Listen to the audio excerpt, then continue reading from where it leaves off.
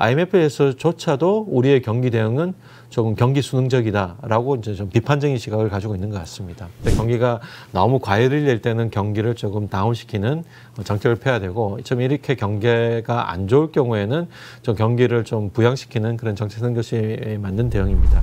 안녕하세요. 박종훈의 경제한방입니다. 2024 한국경제 대전망의 공동저자 류덕헌 중앙대 경제학부 교수님과 함께하고 있는데, 이 내년 경제 전망에서 아무래도 가장 관심이 많을 분야가 내년 한 해 동안 나라 살림을 어떻게 이끌고 가야 되느냐, 이 부분인 것 같은데요. 재정 문제에 대해서 좀 더 집중해서 알아보도록 하겠습니다.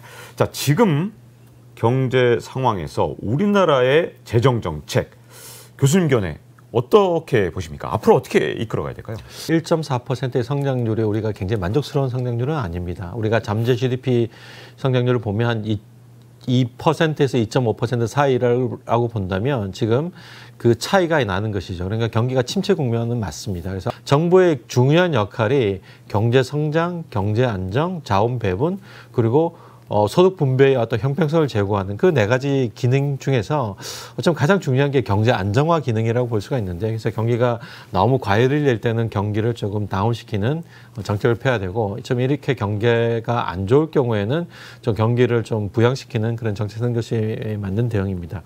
근데 지금 보면 약간 정부의 어떤 정책 기조는 보면 경기 대응이라기보다는 그 경기 사이클, 경기에 따라서, 그러니까 프로사이클리크라는 어떤 정책을 쓰는 것이 좀 보이기도 합니다. 그래서 저뿐만 아니라 IMF에서도 한국 경제는, 경제 상황을 보면 아웃풋 갭이 마이너스이기 때문에 그 재정 정책은 좀 경기 대응적으로 가야 되는데, IMF에서조차도 우리의 경기 대응은 조금 경기 수능적이다라고 이제 좀 비판적인 시각을 가지고 있는 것 같습니다. 이 재정 확대, 특히 확장 재정 정책을 쓸 때 이 경기 둔화나 침체 깊이가 깊을수록 이 효과가 달라지는 측면이 있는 건가요? 그렇죠. 그러니까 재정 정책을 쓸 때 경기 둔하게, 경기 침체기에 쓰는 어떤 재정 정책의 이른바 재정 승수라고 이야기하는데요. 재정 승수의 크기 또는 지출의 성격, 그다음에 그 재원 조달을 어떤 식으로 하느냐에 따라서 다 다르게 나타납니다. 그래서 재정 정책의 크기가 고정불변한 것은 아니고요.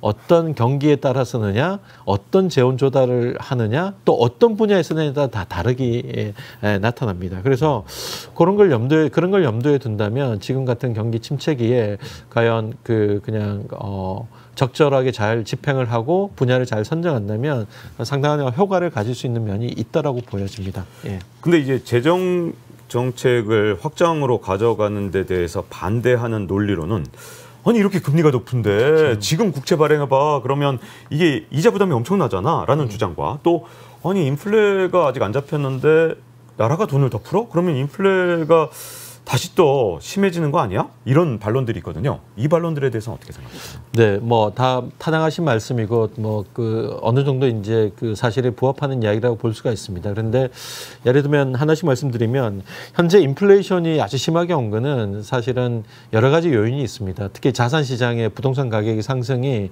과거 2년 동안에 엄청나게 있어 왔고요. 예, 그런 부분이 있고, 또 글로벌 공급망의 어떤 부실화로 인해서 공급 사이드에서 우리가 또 인플레이션이 야기된 면이 있고, 무엇보다도 국제 유가가 굉장히 많이 상승했습니다. 그런 부분에서 우리가 수입을 우리는 많이 하기 때문에 그 원유 가격, 원자재 가격 이런 상승에도 있는 것이죠. 그래서 과연 재정의 어떤 확장적인 재정을 지금 뭐 만약에 푼다고 한다면 그로 인한 그 인플레이션 유발 효과가 얼마나 클 것인가에 대해서는 그렇게 높지는 않을 것이다라는 생각을 할 수가 있을 것 같고요.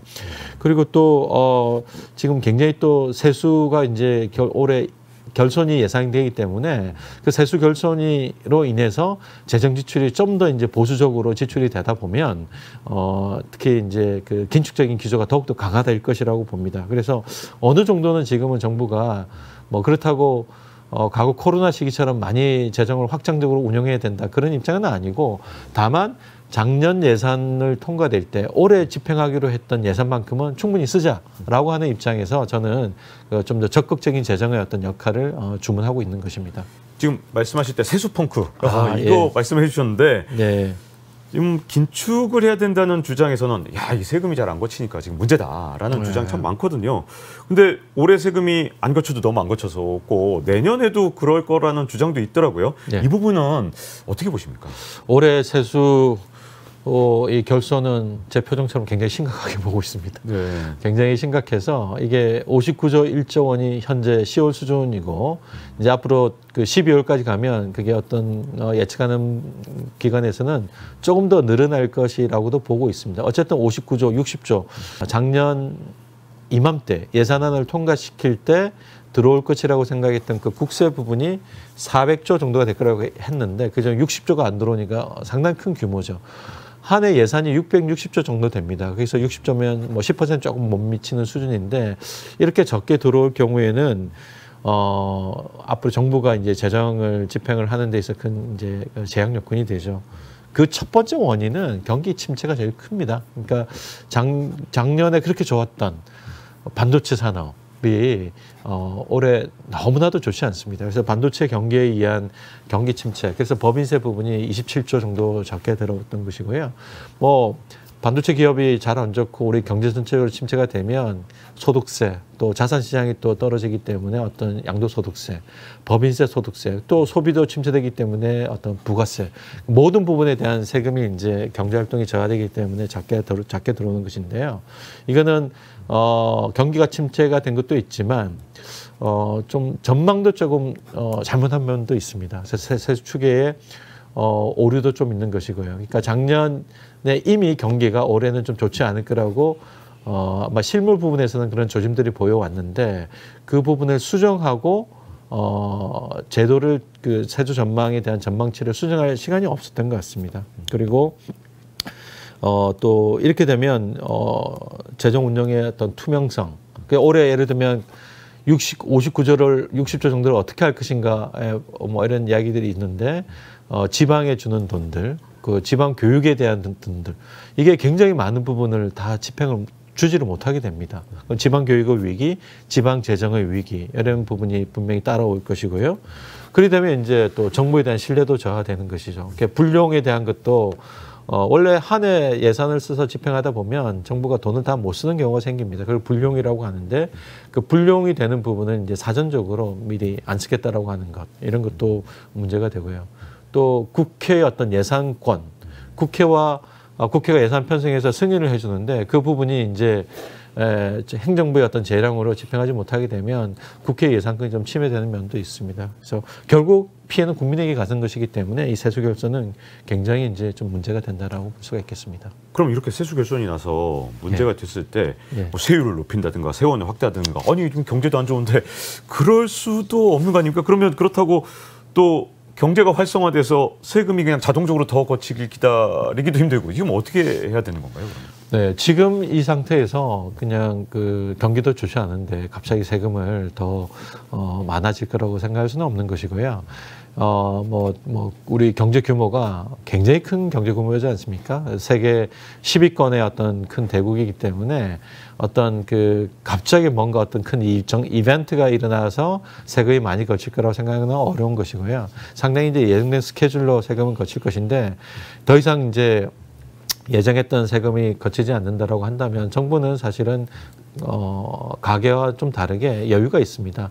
우리나라 가계 부채는 전 세계에서 가장 높은 수준이지만 반대로 정부의 부채는 정부의 채무는 세계에서 가장 좀 낮고 안정적인 견조한 국가라고 볼 수가 있습니다. 그래서 물론 지금의 어떤 국고채 이자율이 좀 높기는 합니다만은 그렇다고 우리가 뭐 어마어마한 규모의 어떤 그 정부가 좀 빚을 지는 것은 아니고 예를 들면 올해 결손난 부분에 한 GDP 1% 정도면 20조 정도 되거든요. 20조 정도에 대한 20조나 25조 정도의 어떤 국가 채무에 대한 발행은 충분히 우리 경제가 감내할 수 있는 수준입니다. 그렇다 하더라도 우리 경제 전체의 어떤 국가 채무 수준은 그렇게 높지가 않습니다. 그래서 정부가 건전 재정을 하겠다라고 하는 것은 굉장히 이제 높게 평가할 만합니다. 뭐 가게든 기업이든 정부든 재정이 건전하는 것에 대해서 이게 시비를 걸 사람은 아무도 없을 것입니다. 하지만 지금 시기에 있어서 건전 재정을 이제 그 주장하는 것보다는 우리 경제를 건전하게 살리는 것이 더 중요하다라고 보고 어떤 그 재정 건전성이라고 하는 것은 정책의 결과로 나타나는 어떤 수단이지 이게 목표가 돼서는 안 된다. 우리 잘 아시는 표현이 있지 않습니까? 꼬리가 몸통을 흔드는 것을 우리가 좀 경계를 해야 되는데 좀 그런 부분에서 재정 운영에 대한 좀 아쉬움이 좀 있는 것이죠. 우리나라는 이 건전 재정이나 아니면 국가 부채에 대해서 이게 증가하면 막 경기를 일으킬 정도로 되게 난리가 나잖아요. 네. 이런 부분에 있어서 오해가 혹시 있다면 경제학계와 학자와 또 네. 일반인들 사이에 오해가 있다면 어떤 것들이 주로 있을까요? 네, 제일 큰 오해는 이제 GDP 대비 국가 부채 수준 이건 굉장히 낮습니다. 근데 또 이런 이야기를 하시죠. 우리는 기축통화 국가가 아니기 때문에 빚을 많이 늘리면 안 된다. 그것도 일종의 맞는 말씀인데 예를 들면 뭐 기축통화 국가 달러, 유로, 뭐 엔화 뭐 이런 나라들 통화를 이야기하는데 그렇다고 일본이 국가 부채 비율이 GDP 대비 260%쯤 됩니다. 그렇다면 유로도 그렇죠. 유로도 그러면 그렇게 기축통화 국가인데도 재정을 국가 부채를 마음대로 쓰느냐 그렇지는 않거든요. 그렇게 그런 나라들도 다 이제 그 재정 건전성 부분을 다 이야기를 하지만 그런 나라들은 보통 보면 특히 유럽의 국가, 북극 국가들 보면 국가 부채 수준이 낮습니다. 스웨덴 같은 국가들은 하지만 조세 부담률은 굉장히 높거든요. 그러니까 국가가 필요한 여러 가지 지출을 동원하는데 세금으로 하느냐 아니면 채무로 하느냐 이 선택에 있어서 어떤 나라들은 국가 채무를 늘리는 대표적인 나라가 일본이나 이런 나라들이죠. 또 그렇지 않은 나라들은 조세, 세금을 올려서 이제 하는 나라들이 있는데 우리는 두 개 다 안 하겠다는 거예요. 그래서 그거는 그러면 국민들의 어떤 그 지출, 복지 이런 거에 대한 요구나 상황이 또 없는 건 아닙니다. 그러니까 우리는 어떤 그 해결할 수 없는 딜레마. 그래서 제가 이걸 재정 트릴레마라는 말로 써서 하는데요. 그 재정 트릴레마라는 이야기는 높은 국가 복지 수준, 낮은 조세 부담률, 낮은 국가 채무 이 세 개의 어떤 좋은 정책적인 어떤 목표는 동시에 달성 불가능하다. 그러니까 두 개가 성립되면 하나는 자연적으로 희생할 수밖에 없는. 그래서 우리는 낮은 조세 부담률과 낮은 국가 채무를 선택했지만 결과적으로 좀 국가의 어떤 복지 수준이랄까 이런 건 좀 상대적으로 우리 경제 규모에 비해서 좀 낮은 것이 아닌가라는 그런 이야기를 했던 것이죠. 그래서 그런 부분이 하나 또 있고요. 또 우리가 전체 국가 채무 수준 중에서 금융성 채무라고 있습니다. 금융성 채무라는 거 하는 것은 우리가 이제 빚이긴 하지만 그 빚을 바로 이제 갚을 수 있는 그 대응 자산이 있는 거예요. 예를 들면 우리가 굉장히 높은 우리나라가 가지고 있는 외환 보유고가 있습니다. 달러나 금 또는 미국 국채 이런 것이 외환 보유고를 가지고 있는데 그거에 대한 것은 뭐냐면 금융성 채무 중에서 우리가 외환 안정 채권이 있는데 그 부분이 상당히 많은 부분이 금융 채무거든요. 그래서 언제든지 우리가 이제 자산이 있기 때문에 이거를 바로 이제 빚을 갚을 수 있는 부분. 또 하나 이제 제일 걱정하는 것이 우리가 그런 경험이 있기 때문에 97년, 98년처럼 모라토리엄이나 외환위기 부도가 날 수 있지 않을까 하는 그런 걱정인데 그러기에는 우리 어떤 그 채무의 질이 상당히 좋습니다. 갑자기 갚아야 될 단기 1년 안에 돌아올 채권의 어떤 비중이 한 10% 미만이거든요. 이런 것들 그리고 어떤 외국인의 어떤 보유 비중도 좀 상대적으로 낮고 또 제일 중요한 게 우리가 이자를 얼마나 이제 감당할 수 있느냐 이게 debt service ratio인데 이게 GDP 대비 1% 정도밖에 되지 않습니다. 그러니까 그런 모든 것들을 종합해서 볼 때 그리고 뭐 그 국가 신용 등급도 우리가 IMF 위기 이후 한 번도 떨어진 적이 없습니다.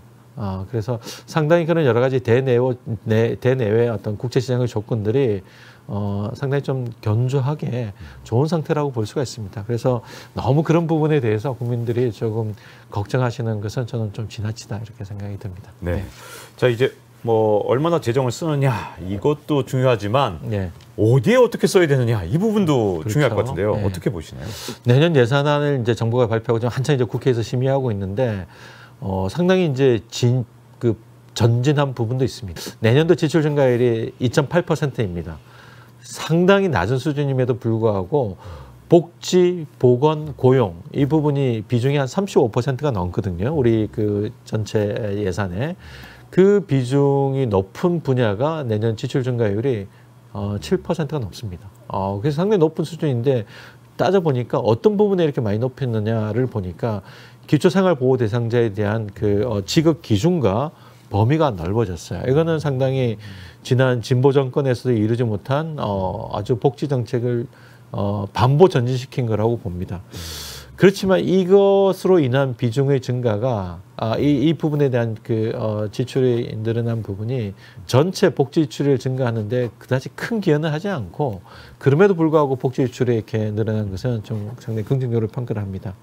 다만 이제 아쉬운 거는 R&D 예산이 이제 다들 이야기하시지만 큰 폭의 감축을 이제 가져왔는데 이게 미래의 먹거리거든요. 미래의 먹거리 부분에 대한 감축이 있고 또 일반 행정하고 교육. 일반 행정은 이제 우리 핵심 공공재라고 해서 국민들의 어떤 그 공공 부분에 대한 이게 우리 공공재라고 경제학에서는 이야기하는 공공재에 대한 공급이 좀 줄어들 수 있는 면이 좀 부정적일 수 있는 거고요. 교육은 환경이나 교육 이런 거는 우리가 가치재라고 이야기합니다. 메릿 굿즈라고 하는데 이런 가치재에 해당하는 부분에 대한 지출이 내년도 예산이 좀 줄었습니다. 그래서 이런 부분은 조금 아쉬운 부분이고요. 그래서 제일 한마디로 말씀드리면 복지 부분은 오케이. 하지만 미래에 대한 공공 투자와 국민들의 어떤 복지 수준 또 국민들에 대한 어떤 공공 서비스에 대한 수준은 조금 저하된 부분은 조금 좀 그렇게 긍정적으로 볼 수 없는 요인이지 않을까 싶습니다. 이 R&D 예산 줄일 때 이 논리가 R&D 예산 효율성이 떨어진다. 예. 이런 주장이 있었거든요. 이건 어떻게 생각하시나요? 그 정부가 이제 R&D에 대한 예산에 대한 굉장히 가감한 메시지를 냈고 그 근거를 보면 효율적이지가 않고 굉장히 자그마한 과제에 많은 좀 나눠먹기식이다. 뭐 어떤 그런 이야기까지 했습니다. 그래서 우리가 경제학이나 재정학에서 이 공공 부분, 공공재에 대한 어떤 공급에 있어서의 제일 중요한 기준은 무엇인가? 보통 이 사적 제어가 아니고 그 시장에서 자연적으로 놔두면 공급이 잘 이루어지지 않는 공공재해 같은 경우에는 좀 평가 기준도 달라야 됩니다. 그러니까 효율성에 대한 우리 경제학에서 효율성 또는 형평성 이런 걸 가지고 이제 이게 잘 됐느냐 잘 되지 않았느냐를 평가를 하는데 R&D 투자를 너무 효율성을 위주로 평가를 하기에는 좀 한계가 있다고 생각이 듭니다. 좀 기준을 좀 다르게 할 필요가 있는 거고요. 예를 들면 기초 투자 또 그리고 좀 상당히 어떤 부분은 좀 묻지도 말고 따지지도 말고 투자를 해야 될 부분도 있습니다. 예를 들면 그 학문 후속 세대 또 예를 들면 대학에서나 보면 뭐 대학 이공계통 같은 경우에는 석박사 과정이나 포닥 이런 부분들에 들어가는 기초 랩을 구성하는 필수적인 어떤 운영비 같은 것이 있거든요. 이런 부분은 학문 후속 세대를 이제 키우기 위해서는 어느 정도 효율성이라는 측면보다는 그 유지해야 될 부분이 있지 않냐 하는 것이고요. 그래서 제가 말씀드렸듯이 R&D에 대한 어떤 성과 평가에 대한 기준을 어떻게 볼 것인가. 어떤 R&D는 예를 들어 논문 하나 출간하는 것만 해도 충분할 수도 있고 어떤 건 특허를 취득하거나 또 기술 혁신까지 이룰 정도의 어떤 그런 R&D는 있는 것이고요. 그래서 상당히 다양한 층위와 성과가 있는데 이걸 좀 구분해서 평가를 하는 것이 좀 필요하다라고 봅니다. 그런데 지금 너무 R&D 부분에 대한 어떤 삭감이 커서 지금 상당히 이제 그에 대한 재논의가 있는 것 같습니다. 그래서 국회가 예산을 심의를 할 때 또 과학기술계의 의견이나 또 대학의 의견 이런 것들을 좀 잘 종합적으로 판단해서 충분히 반영할 부분은 다시 한번 복구를 해야 되지 않나 그렇게 했으면 좋겠다라는 생각을 가지고 있습니다.